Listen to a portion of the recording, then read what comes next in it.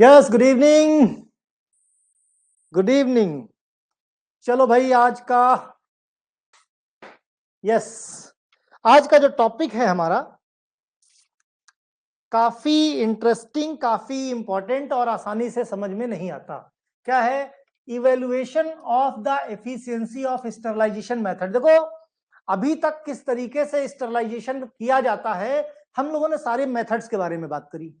अब हम चेक करेंगे कि जो स्टरलाइजेशन मेथड हमने यूज किए, तो कोई तो ऐसा तरीका होना चाहिए चेक करने का कि उनमें से सबसे बढ़िया कौन सा है, मींस कौन सा अच्छा मेथड है, तो उसकी एफिशिएंसी चेक करेंगे। मींस कौन सबसे ज्यादा स्टरलाइज कर देता है। एफिशिएंसी मतलब किसकी एफिशिएंसी ज्यादा स्टरलाइज करने की है। और उसके साथ साथ पता क्या करेंगे, कौन से स्टेरिलिटी इंडिकेटर्स हैं, मतलब पता कैसे चलेगा कि ये चीज स्टरलाइज हुई कि नहीं।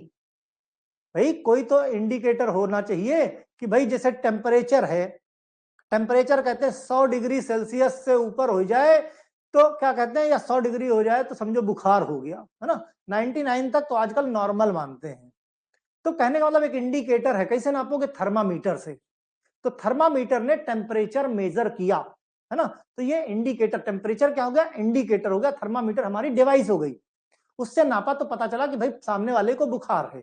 ओके। इसी तरीके से किसी चीज में कोई कलर चेंज, किसी चीज में कोई टेम्परेचर अप टू लिमिट, तो ये सब क्या हो जाएंगे? इंडिकेटर। तो स्टेरिलिटी इंडिकेटर के बारे में और जो मेथड्स हमने इस्तेमाल किए हैं स्टरलाइजेशन में, उनकी एफिशिएंसी चेक करेंगे कि कौन सा ज्यादा अच्छे तरीके से स्टरलाइज कर लेता है। ओके। तो काफी इंपॉर्टेंट भी है और आसानी से सबसे बड़ी चीज समझ नहीं आते कि ये कहना क्या चाहता है। चलो भाई शुरू करते। देखो अब, हाँ, सिलेबस में देख लो भाई, सिलेबस में कहां पे है?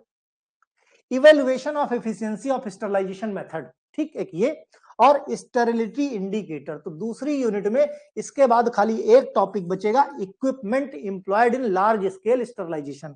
लार्ज स्केल स्टरलाइजेशन मींस ये टॉपिक। तो कल जो है यूनिट सेकंड हम खत्म कर देंगे। यह सब है, गुड इवनिंग डियर, है ना। तो यूनिट सेकंड कल हम पूरी तरीके से खत्म कर देंगे। चलो भाई चालू करते हैं इसको। इवेल्युएशन। इवेल्युएशन कैसे पता चले कि जो मेथड हमने इस्तेमाल किए वो मेथड अच्छे हैं, तो उनकी एफिशिएंसी चेक करेंगे हम यहाँ पे। तो evaluation of the sterilization method provide high degree of assurance. कहने का मतलब हमने टेस्टिंग कर ली कि ये मेथड अच्छा है, तो उससे पता चलेगा क्या, एक एश्योरिटी होगी, हम गारंटी दे सकते हैं कि नहीं ये मेथड अच्छा है। अगर इस मेथड से हम स्टरलाइजेशन करेंगे तो किसी तरह का कोई कंटामिनेशन माइक्रो ऑर्गेनिज्म का नहीं है। तो कहने वाला क्रॉस टेस्ट हो गया। वैसे तो स्टरलाइजेशन अपने आप में ही complete removal of microorganism है, लेकिन पता कैसे चलेगा, गारंटी कैसे? तो उन मेथड्स की चेकिंग कर ली जाती है और बाद में इंडिकेटर टेस्ट कर लेते हैं, है ना। चलो भाई, तो कहने का मतलब एक हाई डिग्री एश्योरेंस के लिए, एक सिक्योरिटी पॉइंट ऑफ व्यू से एश्योर कर देता है और indicate whether the specific process जो हमने यूज किए will consistently produce the sterile product. Means जो प्रोसेस हमने इस्तेमाल किए वो सही तरीके से स्टेराइल प्रोडक्ट दे पा रहे हैं कि नहीं, दे पाने में सक्षम है कि नहीं। That will meet predetermined specification and quality assurance. जिससे हमको पता चलता है कि भाई जो भी हमारा स्टेटस है, जो हमारा प्रोडक्ट है, वो कंप्लीट स्टरलाइज प्रोसेस से बना हुआ है, मींस उसमें कोई कंटामिनेशन नहीं है। इस चीज की टेस्टिंग हो जाती है, ठीक। सो दिस एक्शन प्रूफ्स, ये प्रूफ कर देता है that any procedure, process, equipment, material, activity, system actually leads to expected result and produce the quality product. तो जो हम इवेल्युएशन टेस्टिंग करेंगे, यहां पे ये चीज कंफर्म हो जाएगी कि इस मेथड से अगर हम स्टरलाइजेशन करके किसी प्रोसेस को करते हैं तो यहां पे हमको उधर से क्वालिटी प्रोडक्ट मिलेगा, मींस कंप्लीट एसेप्टिक प्रोडक्ट मिलेगा। किसी तरह का कोई हार्मफुल माइक्रो ऑर्गेनिज्म या यूजफुल हार्मफुल कुछ नहीं बचेगा, सब खत्म कर देते हैं। तो process of the microbial destruction basically कैसे होता है? इवेल्युएशन, उसी को तो हमें इवेल्युएशन करना है कि जो evaluation of sterilization method can be done by means of microbial destruction. भाई स्टरलाइजेशन क्या है? स्टरलाइजेशन में हम ढेर सारे मेथड्स यूज करते काहे के लिए? ताकि माइक्रोब्स का डिस्ट्रक्शन कर सकें, कंप्लीट रिमूवल कर सकें। ओके। अब इसका इवेल्युएशन के लिए कुछ टेक्निक है, कुछ तरीके हैं। जैसे डेथ रेट और सर्वाइवल कर्व, दो चीजें भाई, मरने वालों का रेट क्या है, ठीक, और कितने बच रहे हैं, सर्वाइवल कर्व देख लो। ओके, डी वैल्यू मतलब डेसिमल रिडक्शन पॉइंट, मतलब यहां पे टाइम की बात आ रही है। हम टाइम के रेस्पेक्ट में देखेंगे कितने समय में डेसिमल रिडक्शन माइक्रो ऑर्गेनिज्म घट रहे हैं। फिर जेड वैल्यू की बात करें, यहां थर्मल डिस्ट्रक्शन वैल्यू, मतलब यहां हम टेम्परेचर के रिकॉर्डिंग बात करेंगे कि इतना टेम्परेचर बढ़ाने पे एक लॉग साइकिल किल हो जा रहे हैं, उसको हम जेड वैल्यू बोलेंगे। बाद में हम एफ वैल्यू की बात करेंगे, बाद में हम Q10 वैल्यू की बात करेंगे जो टेम्परेचर कोएफिशिएंट है, बाद में हम इनएक्टिवेशन फैक्टर की बात करेंगे। तो ये इतने तरीकों से हम पता करेंगे एफिशिएंसी ऑफ स्टरलाइजेशन मेथड। जितने भी मेथड हमने यूज किए उनको हम यहां पे यूज करेंगे। भाई सबसे पहले क्या है, डेथ रेट या सर्वाइवल कर्व, है ना, डेथ रेट या सर्वाइवल कर्व। भाई चलो भाई इसमें देखते हैं, कर्व देख लो, चीजें समझ में आ जाएंगी। भाई कर्व की बात है ना, कर्व की बात करा तो ये कर्व से समझेंगे हम। ओके, तो इसमें हम यूज कर रहे हैं फिजिकल मेथड। क्या यूज कर रहे हैं, फिजिकल मेथड। ध्यान से देखो, इधर सर्वाइविंग कर्व है, मींस इधर बैक्टीरिया जिंदा है, ठीक, जो बैक्टीरिया है यहाँ पे 100% है, 100% बैक्टीरिया। यहाँ पे हमने अभी तक किसी मेथड का इस्तेमाल नहीं किया, किसी मेथड का इस्तेमाल नहीं किया। इधर क्या है, यहाँ पे हमने मेथड हीट जीरो, देखो हीटिंग या रेडिएशन मेथड यानी फिजिकल मेथड का इस्तेमाल किया है फॉर रिमूवल ऑफ बैक्टीरिया। हम देखेंगे उसकी इफेक्टिवनेस कैसे देखेंगे। यहाँ पे 100% है, ठीक, और यहाँ पे हीट अभी नहीं दी, हमने हीट देना शुरू किया। यहां से जैसे हीट देना शुरू करोगे वैसे ही बैक्टीरिया देखो घटना शुरू हो जाएंगे। हीट देना शुरू करोगे और जैसे जैसे हीट ज्यादा देते जाओगे, ग्रेजुअली, बिल्कुल ग्रेजुअली ही ये बैक्टीरिया का कर्व देखो, यहाँ 100% बैक्टीरिया, यहाँ घटते घटते भाई मान लिया यहाँ 1 लाख थे, यहाँ पे 10,000 हो गए, 1,000 हो गए, 100 हो गए, 10 हो गए, 0 हो गए। इस तरीके से एक लॉग साइकिल घटते चले आ रहा है जैसे जैसे हम हीट बढ़ाते जा रहे हैं, ठीक। तो यही डेथ रेट, कहीं कहीं पे शुरुआत में जब हम हीट नहीं देते तो बैक्टीरियल ग्रोथ बढ़ती है शुरुआत में, क्योंकि टेम्परेचर क्या है, टेम्परेचर एक तरह से कैटलिस्ट का भी काम करता है। मतलब जैसे टेम्परेचर बढ़ा, न्यूट्रिशन लेना शुरू कर दिया, उनको तो मजा आ गया, वाह भाई बहुत बढ़िया न्यूट्रिशन मिला, तो उनकी ग्रोथ बढ़ गई। लेकिन एक लेवल के बाद जहां टेम्परेचर में फिर वो सर्वाइव नहीं कर सकते, बढ़े फिर घटना शुरू हो जाएंगे। तो शुरू में बढ़े और फिर घटना शुरू हो गए। कुछ टेम्परेचर सेंसिटिव होते हैं, थोड़ा सा ही टेम्परेचर दिया बेचारे मरना शुरू हो गए, तो ये नीचे वाला कर्व आ गया, सी कर्व आ गया, ठीक है। तो इस तरीके से ये रेट को देख के हम बता सकते हैं कि भाई बैक्टीरिया किस लेवल पे, कितना टेम्परेचर देने पे बैक्टीरिया मरते चले आ रहे हैं। तो ये हमारा कर्व है जिसको हम डेथ रेट या सर्वाइवल कर्व भी बोलते हैं, है ना, डेथ रेट किस लेवल पे जाके हो रहा है। ओके, तो देखते भाई क्या बोलता है, हमारी थ्योरी क्या बोलती है। When expose to killing process, expose to killing process, killing process expose का मतलब हम हीट देना शुरू कर रहे हैं। काहे से एक्सपोज कर रहे हैं, हीट के कांटेक्ट में, रेडिएशन के कांटेक्ट में ला रहे हैं। तो population of microorganism generally lose, यानी माइक्रो ऑर्गेनिज्म मरना शुरू हो जाएंगे।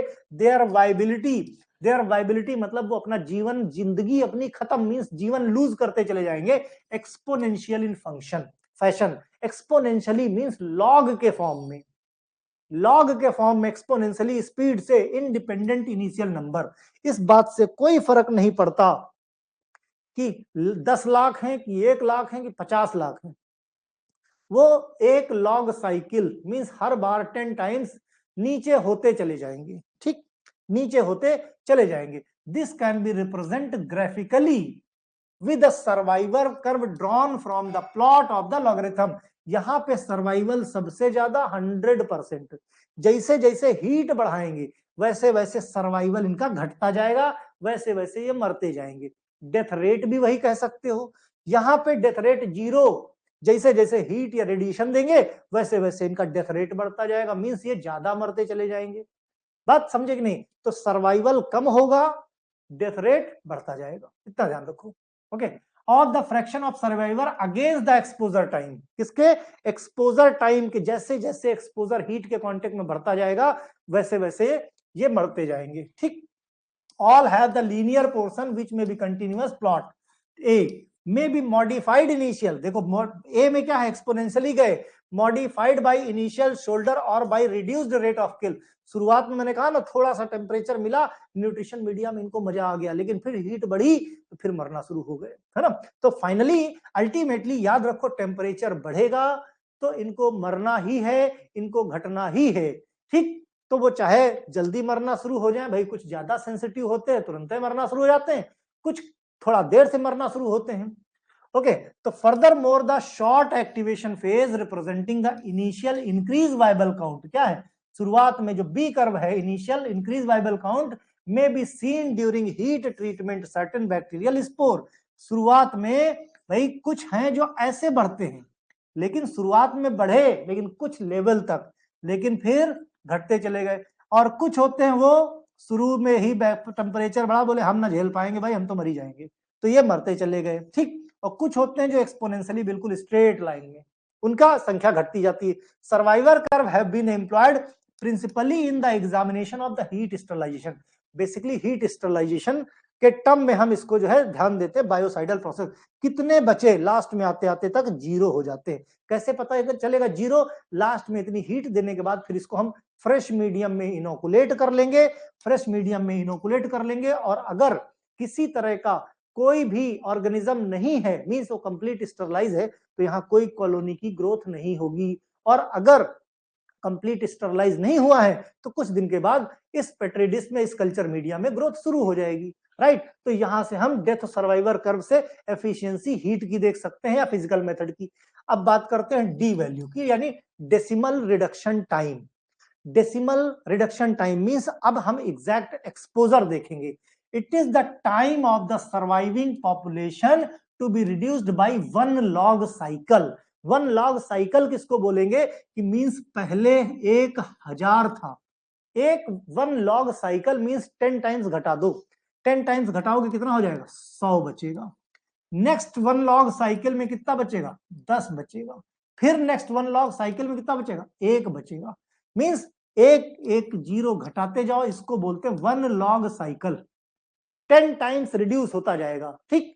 उसी टाइम, जितने टाइम में भाई जब हम टेम्परेचर के साथ एक्सपोज करते हैं, वो टाइम, जितने टाइम में ये 10 टाइम्स यानी 1 लॉग साइकिल रिड्यूस हो जाए, यानी 1 डेसिमल रिड्यूस हो जाए। 1 डेसिमल यही तो है डेसिमल, भाई 1 डेसिमल का मतलब ही क्या हो गया, 1 डेसिमल टाइम रिड्यूस हो गया, इसका मतलब उसी वैल्यू को हम डी वैल्यू या डेसिमल रिडक्शन टाइम, 1 लॉग यानी 10 टाइम्स घट गया, 10 टाइम्स घट गया, राइट। तो क्या हुआ, इसी को बोलते हैं डेसिमल। तो उतने वो टाइम जितने में वो 1000 से 10 हो जाए, 1000 से 100 हो जाए, 1000 से 100 हो जाए, यानी 10 टाइम्स घट गया, उसी टाइम को बोलते हैं डी वैल्यू। एकदम सिंपल शब्दों में समझो, 1 लॉग साइकिल, भाई it is the time of surviving population reduce. जिंदा जो पॉपुलेशन है वो घट जाए, उसकी पॉपुलेशन घट जाए, कितनी घट जाए, 1 लॉग साइकिल, मतलब 10 टाइम्स घट जाए। कैसे 10 टाइम्स, पहले 1000 को 10 टाइम्स घटाओ, कितना हो गया भाई, घटाने का मतलब 100 हो गया, घटाने का मतलब 10 से डिवाइड कर दो, क्या हो गया 100, 100 को 10 से डिवाइड कर दो 10 हो गया, 10 को 10 से डिवाइड कर दो 1 हो गया। तो इस एक्सपोनेंशियली ये घटता जा रहा है, इस लेवल पे घटता जाएगा, इसको बोलते हैं डी वैल्यू। आसानी से चीजें समझ में नहीं आती, इसलिए चीजें समझने की कोशिश करो। देखो ग्राफिकली हम लोग समझने की कोशिश करते हैं। ये देखो, ये ग्राफ है, ठीक, ये है ग्राफ। ग्राफ में इधर देखो 100% बैक्टीरिया, जैसे हमने अभी देखा था, है ना। ये है टाइम इन मिनट में, मिनट में है। तो ये जो 0 मिनट इधर एक्सपोज हमने किया ना, टेम्परेचर से एक्सपोज, अभी टेम्परेचर चालू नहीं किया, 0 मिनट पे कितने बैक्टीरिया, 100% या 1000, 10 लाख जितने कह लो, ठीक। अब देखो इधर 10 रेज़ पावर -1, 10 रेज़ पावर -2, -3, -4, -5, ठीक। अब माना -2 से -3 घट गया, 10 टाइम्स घटा, -2 से -3 घट गया, तो -3 कितनी देर में घटा, 10 मिनट में, ठीक। 10 यहां से हमने शुरू किया था 10 से शुरू किया, 10 या 14 कह लो, ठीक। उसके बाद जो कितना टाइम चाहिए हमको, 10 टाइम्स घट गया। अब ध्यान से देखो, ये जो है जितने टाइम में यहां से शुरू किया गर्म करना, ठीक, जितने टाइम पे यहां पे पहुंचा, ये वैल्यू देख लो, ये टाइम देख लो, ये जो टाइम आता है इसी को हम बोलते हैं डी वैल्यू। -2 से, भाई इसी को दूसरे तरीके से देखो, दूसरे तरीके से समझाने की कोशिश करते हैं। दूसरे तरीके से तुम कहोगे हम इधर से कहा ले, हम यहां से लेते हैं, ठीक, हमने मान लिया यहां से लिया, यहां से शुरू किया, यहां से शुरू किया तो ये आया भाई, ठीक, और जितने टाइम में -1 से -2 हो गया, यानी 10 टाइम्स रिड्यूस हो गया, इस टाइम को ले लेंगे लाइक दिस। तो यहां पे ये वाली वैल्यू डी वैल्यू हो जाएगी। अगर हम 2 से लेंगे तो 2 से -3 आने में जो समय लगा वो डी वैल्यू हो जाएगी। अगर हम यहां से लिया -3 से -4 आने में जो समय लगा, इसको हम मान लेंगे, ठीक, तो हमारी ये डी वैल्यू हो जाएगी। इस तरीके से इसको बोलते हैं डी वैल्यू। जितने टाइम में 1 लॉग साइकिल बैक्टीरिया या माइक्रो ऑर्गेनिज्म की पॉपुलेशन घट जाए, उस टाइम को बोलते हैं D value, means decimal reduction time. जिस टाइम पे इनकी जो पॉपुलेशन है 1 लॉग साइकिल या 10 टाइम्स घट जाए। सिंपल, समझ में आ रहा है कि नहीं, ये बताओ भाई, चीजें क्लियर हैं? डी वैल्यू समझ में आई कि नहीं? बताया, देखो नहीं समझ में आई तो फिर समझा दूंगा, क्योंकि बाद में बेटा ये समझ में नहीं आती, फिर कॉलेज के टीचर क्या है, दौड़ा देते हैं एकदम से स्पीड से, चीजें समझ में नहीं आती। राइट, यस, अभय, गुनगुन, बताओ भाई, योगेश, अगर कॉलेज में पढ़ाया है, पढ़ाया गया कि नहीं पढ़ाया गया, और नहीं भी पढ़ाया गया तो समझ में आया कि नहीं? डी वैल्यू भाई, क्योंकि ये D value specially short note पूछ लेते हैं, डी वैल्यू क्या है, एफ वैल्यू क्या है, जेड वैल्यू क्या है, ठीक, तो डी वैल्यू समझ में आया? यस, रेस्पॉन्स करो, यस, है ना। It is the rate of killing of microorganism. D value क्या? Rate of killing of microorganism. It determines the time required to reduce the microbial population 1 decimal point. 1 decimal point घट जाती है, ठीक, means 90 कितना घट गया? It is the time required for the bacterial reduction time microbial population time और does takes reduce the 1000 microbial cell to 100, means पहले 1000 थी, 1000 से सेल्स कितनी घट गई माइक्रोब्स की? 100 हो गई। उसी टाइम को बोलते हैं D value. Importance of the D value क्या है भाई वैलिडेशन के लिए? Importance knowledge of D value at different temperature in heat sterilization necessary calculation of Z value.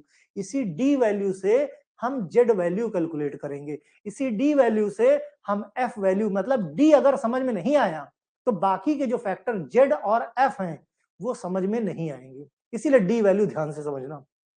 D value is useful for calculation of biological factor F.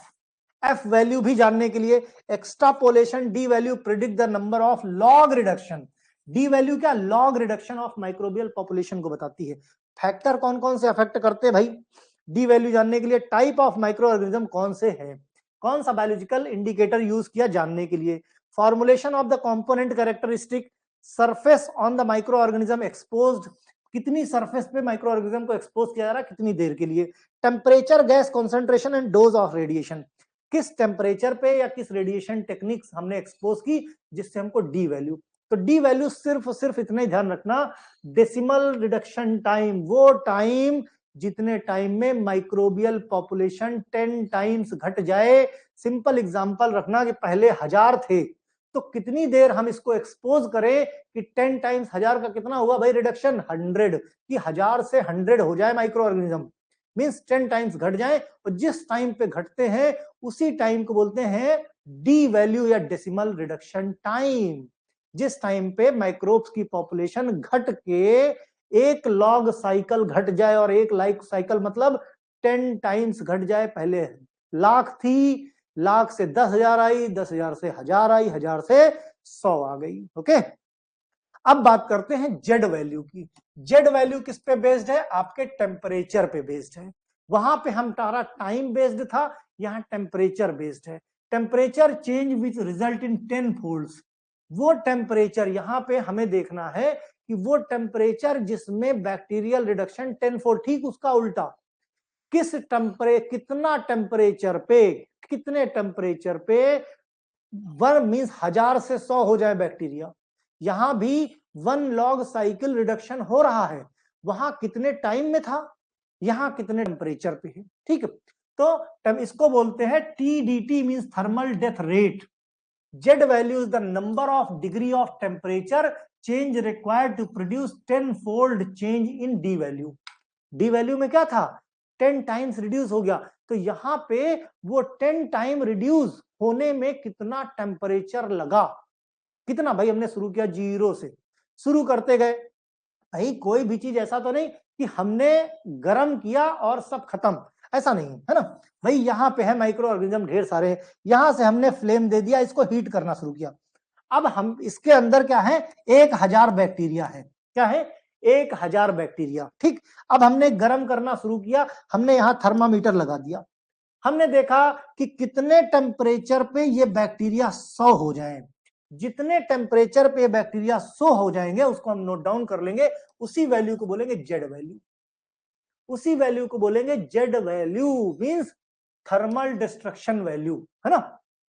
This relate heat resistance of the microorganism to change temperature. Bacterial spores have Z value in range 10 to 15 degree Celsius, while most non-sporing organism 10 value 4 to 6 degree Celsius. कितनी देर गर्म करने पे वो मरना शुरू हो जाए और 1 log साइकिल ये घट जाते हैं, मींस कितना, चेंज विच रिजल्ट 10 फोल्ड्स यानी 1 log, 10 फोल्ड्स यानी 10 टाइम्स घट जाते हैं वो टेम्परेचर। शुरू में गर्म किया 1000 थे, कितनी देर में कितने टेम्परेचर देने पे वो 100 बचेंगे, वही टेम्परेचर जेड वैल्यू कहलाएगा। क्लियर। फिर आप बात करते हैं F value means thermal death time. अब यहां पे टाइम तो है, ध्यान रहे यहां टाइम है, लेकिन ये टाइम घड़ी वाला नहीं है, घड़ी वाला नहीं है। यहां पे क्या है, हम बैक्टीरिया को एक्सपोज करेंगे, एक्सपोज करेंगे कितने टेम्परेचर पे, 121.1 डिग्री सेल्सियस पे। ठीक, हमने ये टेम्परेचर मेंटेन किया और एक्सपोज किया, क्या किया, एक्सपोज। और कितनी देर में वो उनकी पॉपुलेशन रिड्यूस, मतलब इतने टेम्परेचर पे कितनी देर में उनकी पॉपुलेशन रिड्यूस हो गई, उसी वैल्यू को एफ वैल्यू बोलते हैं। फूड इंडस्ट्री में इसका इस्तेमाल खूब किया था, इसको यूनिट ऑफ लेथैलिटी बोलते हैं, एफ वैल्यू को has been devised call F value. It is the time in minute at the specific temperature is needed to kill the population of cell spore. F value measures the equivalent time, not clock time, घड़ी का नहीं, monitor the article exposed to the desired temperature. Mathematically, F value expressed by the rate of motility per minute. Function temperature given pressure. Calculate करते हैं इस फॉर्मूले से, मतलब कितनी देर में स्टेरिलिटी हो जाएगी, माइक्रोब्स मर जाएंगे अगर हमने एक स्पेसिफिक टेम्परेचर पे गर्म किया। अभी तक क्या था, अभी तक हमें वो टेम्परेचर नोट करना था जितने में 10 टाइम्स घट जाए, या वो टाइम नोट करना था जितने में 10 टाइम्स घट जाए। यहां पे क्या है, स्पेसिफिक टेम्परेचर दे दिया, देखा कि इस स्पेसिफिक टेम्परेचर में कितनी जल्दी स्टेराइल होते हैं। इसके लिए सिंपल फॉर्मूला एफ वैल्यू के लिए D log N zero minus N. तो डी क्या है, डी वैल्यू है, लेकिन डी वैल्यू कितने पे, 121 डिग्री सेल्सियस पे कितने पे, 1 लॉग घट जाए, 10 टाइम्स घट जाए। मींस हमने क्या किया, एक पैन ले लिया, मींस एक ऑटोक्लेव ले लिया, मान लिया इसको हमने मेंटेन किया 121 डिग्री सेल्सियस पे, 121 डिग्री सेल्सियस पे हमने इसको मेंटेन किया। ठीक, इसमें 1000 माइक्रोब्स डाल दिए। जब इतना टेम्परेचर मेंटेन हो गया तो हमने टाइमर लगा दिया, कितनी देर में ये 100 हो जाए, कितनी देर में ये 100 हो जाए। यहां पे टेम्परेचर 0 से चला, यहां टेम्परेचर देखो, जेड वैल्यू और एफ वैल्यू में फर्क जान लो। जेड वैल्यू में टेम्परेचर 0 से चला, जितनी देर में 100 हो जाए वो जेड वैल्यू। यहां हमने टेम्परेचर मेंटेन कर देखा है 121, जितनी देर में 100 हो जाए वो टाइम नोट कर लेना है, वो टाइम नोट कर लेना। इसको हमने क्या नाम दिया, एफ वैल्यू। इस फॉर्मूले से निकाल सकते हो इनिशियल पॉपुलेशन और फाइनल पॉपुलेशन, इनिशियल पॉपुलेशन और फाइनल पॉपुलेशन एफ वैल्यू निकल के आ जाएगी। फिर बात करते हैं Q10।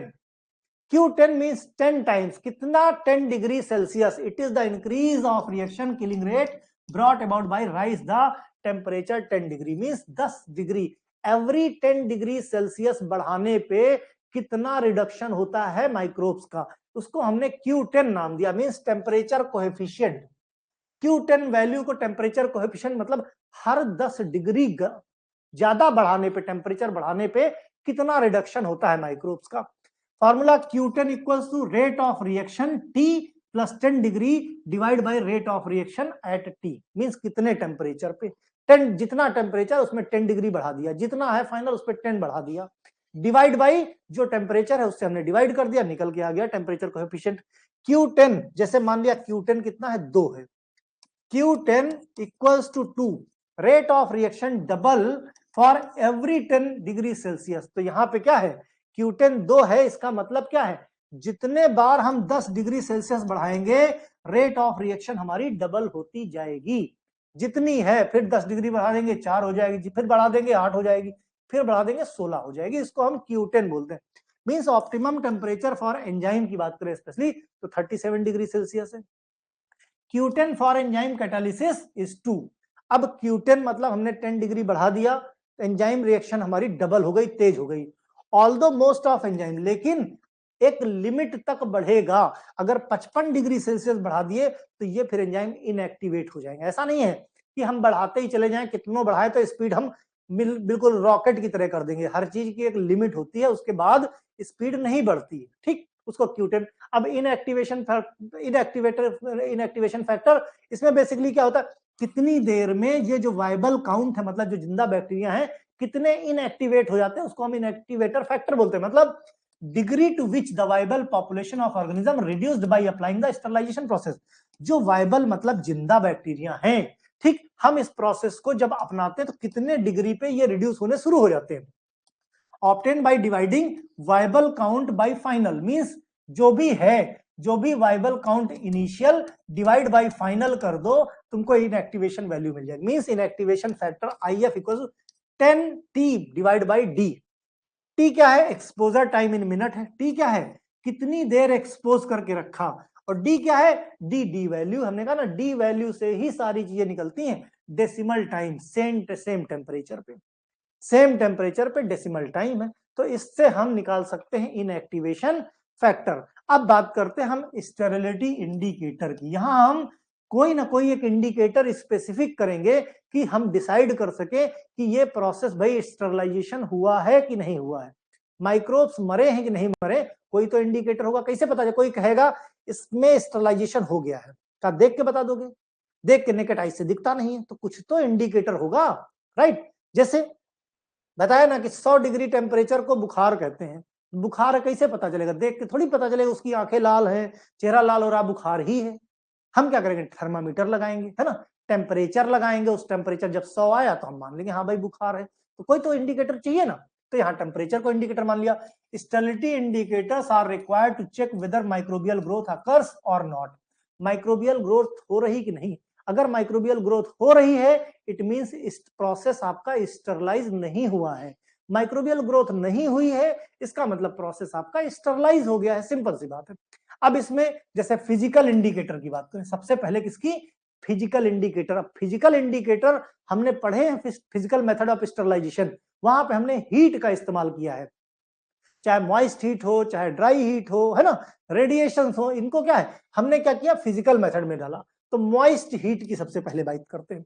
मॉइस्ट हीट के लिए देखो एक रेफरेंस क्या है, कैसे पता चलेगा, जब प्रोसेस की शुरुआत होती है, जैसे हम लोग इंडस्ट्री में काम किए, तो जब कोई बैच बनाना होता है तो एक मास्टर प्रोडक्शन रिकॉर्ड बनता है, क्या बनता है, master production record. Means suppose करो हमने एमॉक्सीक्लेव बनाया, ठीक, एमॉक्सीक्लेव बनाया, तो एमॉक्सीक्लेव ऐसे हवा में तो बन नहीं गया, बहुत सारी रिसर्च हुई होगी, बहुत सारा डेटा इकट्ठा किया होगा, फिर फाइनली एक प्रोसीजर डिसाइड हुआ कि इस प्रोसीजर से हम बनाएंगे, तो बनाते हैं एग्जिबिट बैच, मींस शुरुआत करते हैं हम प्रोडक्शन की। तो उसके लिए जो हमने पहला बैच सबसे बेस्ट बना, जिसको हमने स्टैंडर्ड कहा, स्टैंडर्ड, तो उसको हमने कहा कि क्या है, मास्टर बैच प्रोडक्शन रिकॉर्ड, ठीक, मास्टर बैच प्रोडक्शन रिकॉर्ड या मास्टर प्रोडक्शन रिकॉर्ड MPR कह सकते हो।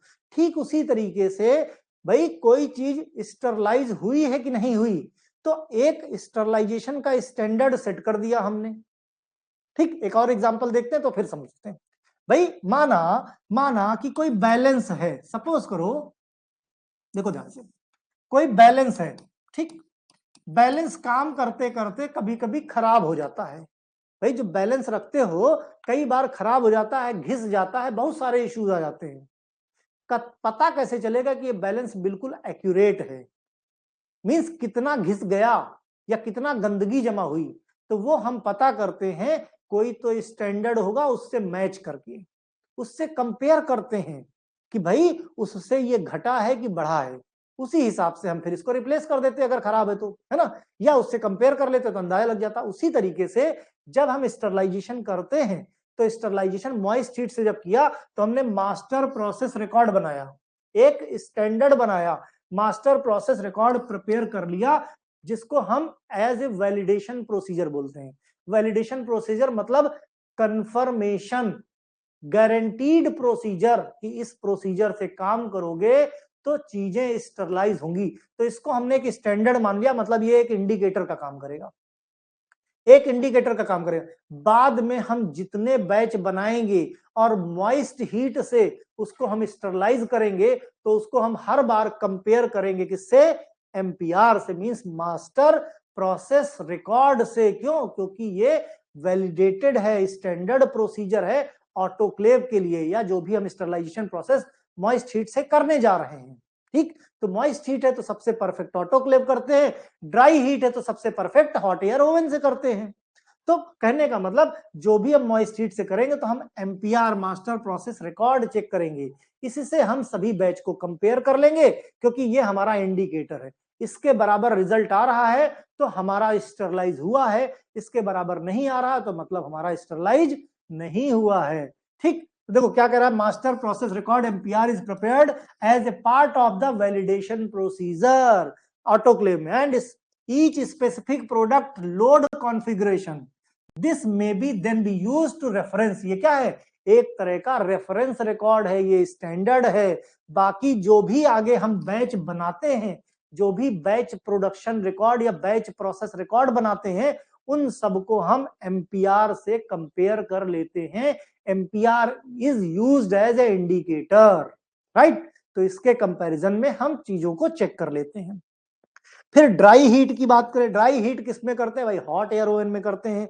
Dry heat sterilization process temperature record chart, भाई चूंकि हॉट एयर की बात है, ड्राई हीट की बात है, हॉट एयर ओवन है, कितना टेम्परेचर देना है उसके लिए हमें एक टेम्परेचर चार्ट देखना पड़ता है। क्या टेम्परेचर चार्ट की बात करते हैं, उस चार्ट से मिलाते हैं कि कितने चार्ट पे स्टरलाइजेशन साइकिल कंप्लीट होता है, compared against master temperature record. Master temperature record हमने जब बनाया तो एक स्टैंडर्ड, क्या है इन सबको यहाँ पे हमने क्या किया, टेम्परेचर को स्टैंडर्ड रखा। फिजिकल मेथड में indicator is what, indicator is temperature, और टेम्परेचर के लिए हमारे पास जो मास्टर प्रोसेस रिकॉर्ड है उससे हम कंपेयर कर लेते हैं। ड्राई हीट के केस में मास्टर टेम्परेचर रिकॉर्ड होता है, जितने टेम्परेचर पे स्टरलाइजेशन होता है हम कंपेयर कर लेते हैं, भाई अब की बार उतना टेम्परेचर पहुंचा कि नहीं, अगर उतना टेम्परेचर पहुंच गया इसका मतलब वो स्टरलाइज हो गया। इसको बोलते हैं हॉट एयर या dry heat process. Radio sterilization की बात करें, रेडियो स्टरलाइजेशन में एक डोजीमीटर यूज करते हैं, है ना, आगे हम पढ़ेंगे रेडिएशन मेथड तो वहां भी इसका जिक्र होगा। एक प्लास्टिक का डोजीमीटर, ये कितना डोज एब्जॉर्ब किया है, जितना एब्जॉर्ब किया है एमपीआर से मैच कर लेंगे। अगर उतना उतना रेडिएशन एब्जॉर्ब कर लिया इसका मतलब अंदर जितने भी माइक्रोब्स थे वो मर गए होंगे। अगर उतना नहीं एब्जॉर्ब किया मतलब कुछ तो गड़बड़ है, इसके अंदर भी माइक्रोब्स जिंदा हैं, राइट। तो इस तरह से रेडिएशन मेथड से करते हैं। ठीक, फिर गैसियस मेथड की बात करें, gaseous method sterilisation process means elevated temperature आज monitored for each sterilisation cycle में कितना कितना टेम्परेचर बढ़ रहा है। गैसियस मेथड, गैस के साथ एक्सपोजर हो रहा है ना, कितना टेम्परेचर बढ़ रहा है by the temperature props routine leak test. Basically gaseous method leak test से, भाई कहीं कोई लीकेज तो नहीं है। Leak test perform to ensure the gas tight sealed, gas concentration is measured independently the pressure rise. भाई गैस को किससे मेजर करोगे, ज्यादा गैस होगी तो टेम्परेचर ज्यादा रेज हो जाएगा, राइट। और दूसरा इसका लीक टेस्ट करते हैं कि कहीं से कोई गैस लीक तो नहीं हो रही, तभी प्रोसेस भाई यहां से आप गैस देते जा रहे हो, अंदर जो चीज एक्सपोजर में है जिसको हमें स्टरलाइज करना है, पता लगा यहां से लीक है निकल गया, तो यहाँ पे एक्सपोजर होगा ही नहीं। इस गैस का जब स्पेसिफिक प्रेशर बढ़ते बढ़ते इतना प्रेशर हो गया, तो मान लेते हैं इतना प्रेशर गैस ने दे दिया, इसका मतलब अब इतने प्रेशर पे यहाँ का इतना टेम्परेचर हो गया होगा, फिर अब यहाँ कोई माइक्रोब्स जिंदा नहीं रह सकता। इस तरह से इस प्रोसेस को हम स्टरलाइज कर लेते हैं। ठीक, फिर दूसरा आता है केमिकल इंडिकेटर। यहाँ पे मींस केमिकल का मतलब हम किसी न किसी तरह की केमिकल रिएक्शन की बात कर रहे हैं। केमिकल रिएक्शन जब भी होंगी तो क्या होगा, या तो प्रेसिपिटेट बनेगा, कोई कलर चेंज होगा, कोई बाई प्रोडक्ट बनेगा, कुछ ऐसा इंडिकेटर होगा। ठीक, तो यहां पे chemical monitoring of the sterilization process is based on ability of heat, steam, स्टल्टी गैस, आयोनाइजिंग रेडिएशन, केमिकल या physical characteristic of the chemical substance change होती है। राइट, जैसे सबसे पहले शुरू करते हैं ब्राउन ट्यूब्स की। ब्राउन ट्यूब्स क्या है, बेसिकली ये देखो, इनको बोलते हैं ब्राउन ट्यूब्स, ये है ना, ये है ट्यूब्स, ये इनक्लोज्ड रहती हैं, कुछ केमिकल इसके अंदर रहता है, स्पेसिफिक टेम्परेचर पे इनमें केमिकल चेंज होता है और केमिकल अपना कलर चेंज कर देते हैं। इसके अंदर, इन सब के अंदर हम लोग इंडिकेटर डाल देते हैं। ठीक, माइक्रोब्स जिंदा होगा तो कलर चेंज होगा, स्पेसिफिक टेम्परेचर पे इनका कलर चेंज हो जाता है। तो उतना टेम्परेचर पहुंचा कि नहीं पहुंचा अंदर, भाई ये भी भाई स्टरलाइजेशन कर रहे हैं, ऑटोक्लेव सही काम कर रहा है कि नहीं काम कर रहा है। अगर सही काम करेगा तो टेम्परेचर राइज होगा, टेम्परेचर राइज होगा तो जाहिर सी बात है कोई बैक्टीरिया रह ही नहीं सकता जिंदा। ऑटोक्लेव के अंदर तो सिंपल सी चीज है ना, बॉक्स है, अगर टेम्परेचर राइज हो गया स्टरलाइजेशन तो बैक्टीरिया नहीं रह सकता। तो हम खाली इतना पता लगा लें कि भाई टेम्परेचर इतना पहुंचा कि नहीं।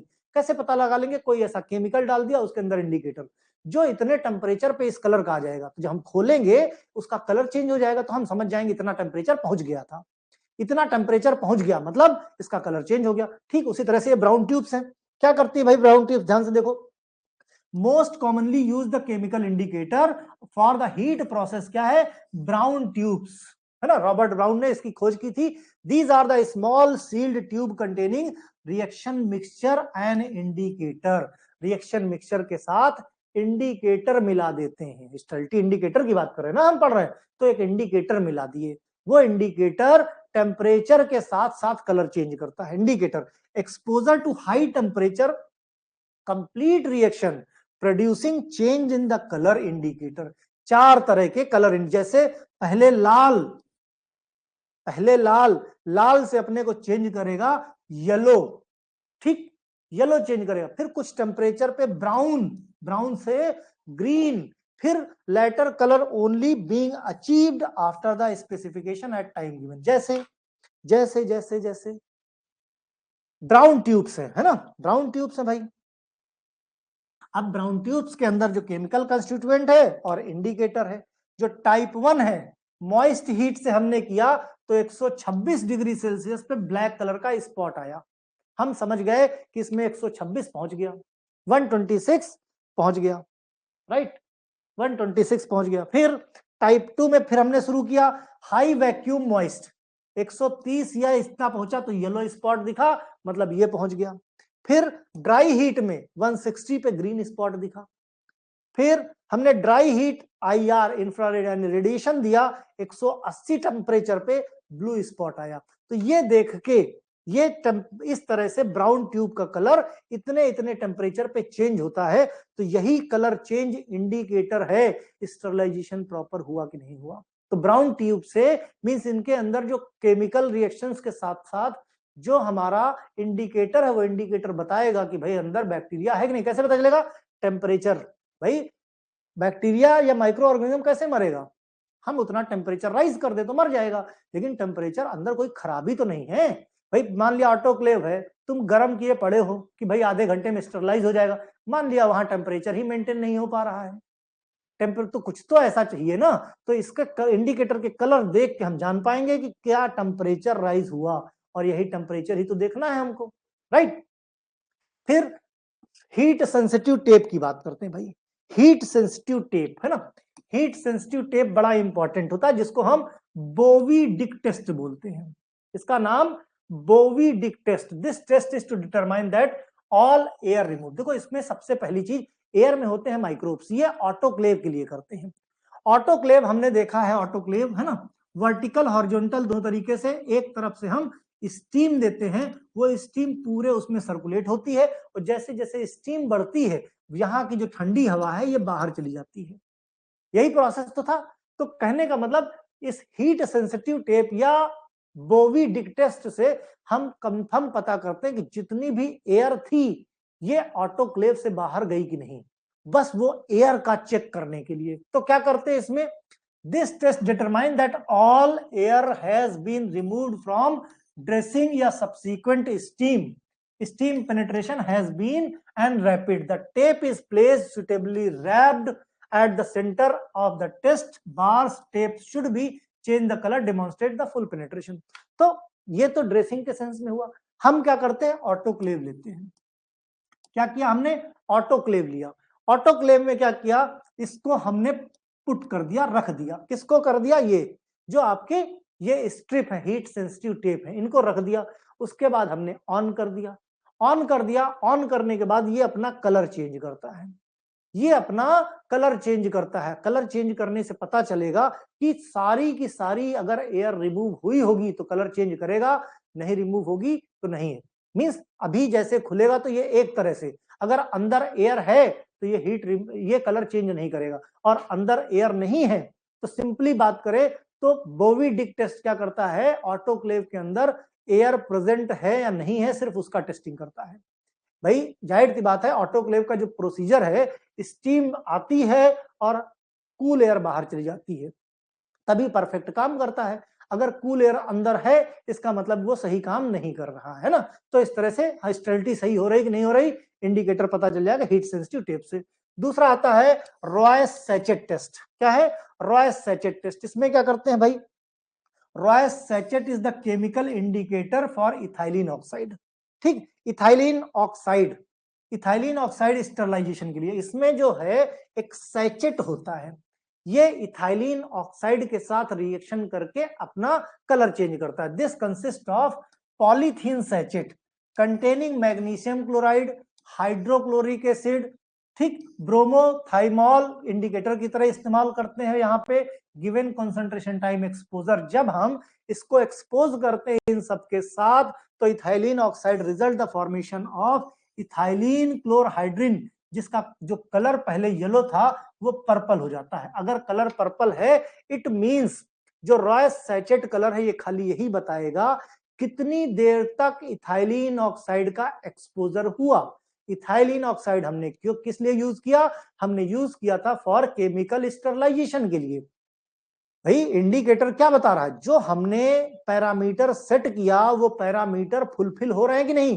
तो अगर इथाइलिन ऑक्साइड का एक्सपोजर है कि नहीं, अगर इथाइलिन ऑक्साइड का एक्सपोजर कैसे पता चलेगा, खुद तो अंदर घुस के बैठ नहीं जाओगे, कुछ लगाना पड़ेगा ना। तो रॉयस सैचेट हमने लगाया, तो इथाइलिन ऑक्साइड के साथ जो इसके अंदर जो केमिकल्स हैं वो रिएक्शन करके येलो से पर्पल कलर, अगर पर्पल कलर में कन्वर्ट हो गया मतलब इथाइलिन ऑक्साइड का एक्सपोजर प्रॉपर हो रहा है। अगर प्रॉपर हो रहा है तो स्टरलाइजेशन हो रहा है, ये एक इंडिकेटर है।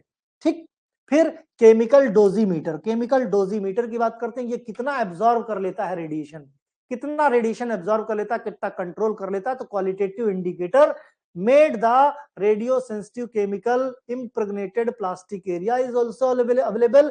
Indicator change from yellow to red, means ये कैसा येलो कलर का है। देखो ये कैसी है, ये डोजीमीटर कैसा है, येलो कलर का है। बाद में जब ये रेडिएशन को एब्जॉर्ब करेगा तो ये कलर चेंज करके कैसा हो जाएगा, रेड हो जाएगा। रेड हुआ इट मींस ये केमिकल डोजीमीटर सही काम कर रहा है, मींस रेडिएशन टेक्निक से स्टरलाइजेशन प्रोसेस हो रहा है। फिर बात करते हैं बायोलॉजिकल इंडिकेटर। बायोलॉजिकल इंडिकेटर का मतलब, बायोलॉजी मतलब कोई लाइफ है ना, नाम से ही पता चलता है कि किसी लिविंग सेल को हम इसके अंदर इंट्रोड्यूस करने वाले हैं। ठीक, अब अलग अलग प्रोसेस में अलग अलग तरह के हम लिविंग सेल्स को इंट्रोड्यूस करेंगे जिससे पता चलेगा कि भाई ये स्टरलाइज हुआ कि नहीं। तो सिंपल एक एक तरीके से एक एक माइक्रो ऑर्गेनिज्म। भाई जब हम ऑटोक्लेव करते हैं, क्या करते हैं ध्यान से समझो, ऑटोक्लेव किया हमने, ठीक, ऑटोक्लेव लिया, जब ऑटोक्लेव लिया तो उसको 121 डिग्री सेल्सियस, हमने एक माइक्रोब्स कौन से लिया, बैसिलस स्टीरियोथर्मोफिलस, बैसिलस स्टीरियोथर्मोफिलस लिया, उसको हमने 121 डिग्री सेल्सियस पे 1.5 मिनट के लिए एक्सपोज किया, मतलब इसकी डी वैल्यू कितनी है, डी वैल्यू कितनी है 1.5 मिनट, है ना। तो 1.5 मिनट तक एक्सपोज किया, हमने देखा कि भाई इसकी ग्रोथ घटी कि नहीं, मतलब ये स्टरलाइज हुआ कि नहीं, मरा कि नहीं मरा। सिंपल हम ऑटोक्लेव टेस्टिंग के लिए बैसिलस स्टीरियोथर्मोफिलस का यूज करते हैं। ड्राई हीट यानी हॉट एयर ओवन के लिए 160 डिग्री सेल्सियस पे बैसिलस सबटिलिस जिसकी वैरायटी नाइगर है 5 से 10 मिनट के लिए हमने गर्म किया और फिर देखा भाई ये मरा कि नहीं मरा। भाई बायोलॉजिकल इंडिकेटर है ना, तो कोई लिविंग माइक्रो ऑर्गेनिज्म ही तो डाल के हम चेक करेंगे कि वो मरा कि नहीं, मींस स्टरलाइज हुआ कि नहीं। जब इथाइलिन ऑक्साइड के साथ एक्सपोजर होगा तो 600 mg पर लीटर की कॉन्सेंट्रेशन में इथाइलिन ऑक्साइड को अगेन बैसिलस सबटिलिस और उसकी भी वैरायटी नाइगर को हमने 2.5 मिनट तक इसके साथ एक्सपोज किया। फिर हमने क्या किया, आयोनाइजिंग रेडिएशन की बात करी, मेम्ब्रेन फिल्टर की बात करी। आयोनाइजिंग रेडिएशन में हमने बैसिलस प्यूमिलस ले लिया, ठीक, कितना 3 kg गायरीज, हमने डी वैल्यू कितनी आई 3 के, तो उस पे हमने एक्सपोज किया। फिर मेम्ब्रेन फिल्टर 0.22, भाई जहां पे फिल्टर की बात करते हैं, देखो जब हम ऑटोक्लेव वगैरह की बात करते हैं, हीट की बात करते हैं, वहां टेम्परेचर आता है।